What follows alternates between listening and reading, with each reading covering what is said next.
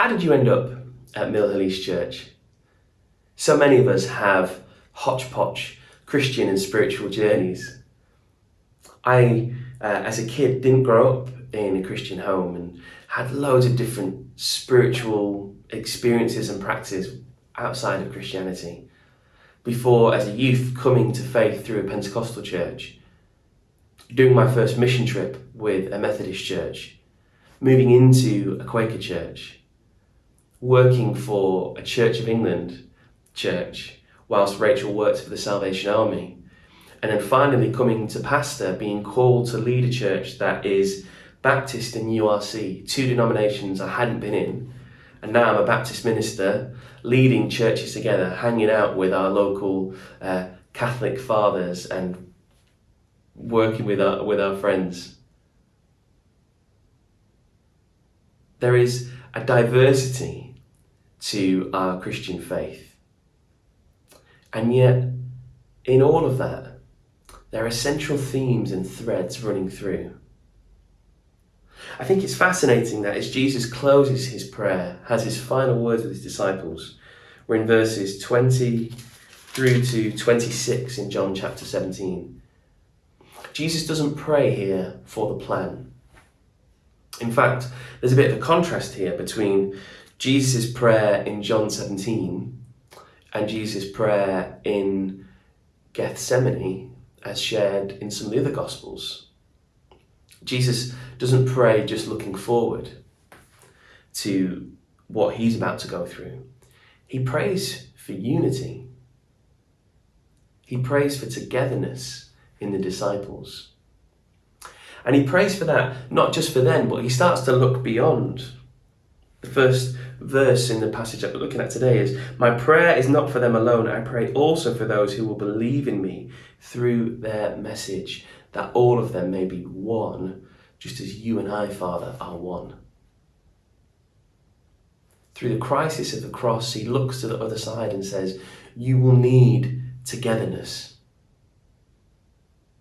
The disciples were diverse and came from all different parts of Jewish life during the time of Jesus.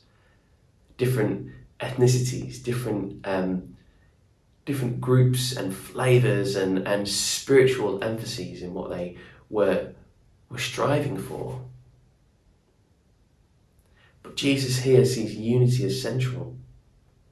I think there are two parts to why Jesus pushes for this. Unity isn't just something nice. It's not just, you're going to go through a lot and you're going to need each other.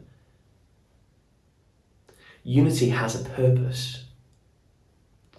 And Jesus, I think, explains in this passage today what the purpose of unity is. The first part is to continue to know the Father's name as revealed in Jesus. That is, in community, we fully know a God who himself dwells in a Godhead, dwells in Father, Spirit, Son. Actually, it's when we are with others and sharing our faith and our spirituality with others that we fully experience a God who defines himself in self-giving love and relationship. That we fully experience Christ and who he is. The second part is that in community, we have the love and the personal, the Spirit of Jesus within us. It's in relationships that our spirituality comes alive.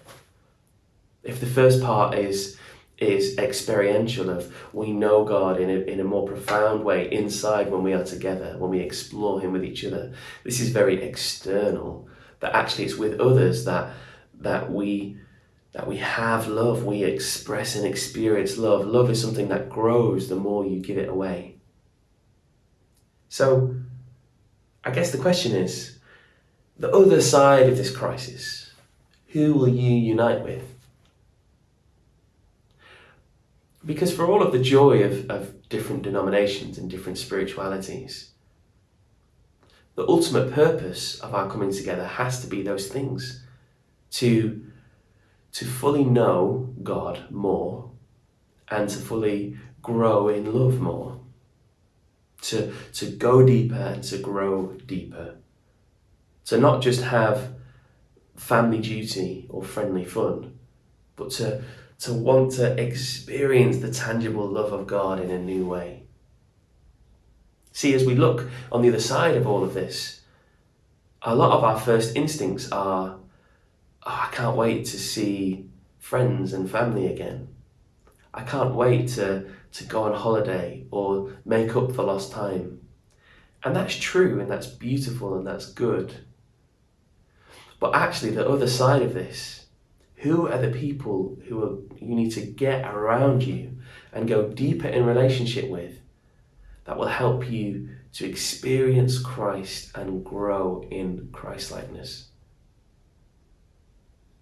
Not just focusing on in-person gathering as we look this Sunday to starting up services again at 10:30 on a Sunday morning. It's not just about in-person gathering, it's about with-person growing. To experience Christ, to grow in Christ-likeness. Maybe today you could just pray and ask God, who are the people that you want to journey with the other side of this? Who is Jesus calling you to find unity with, that you might better know and express his love and his character? And then pray for those people. Maybe tell those people, the other side of this, I want us to commit to community life together.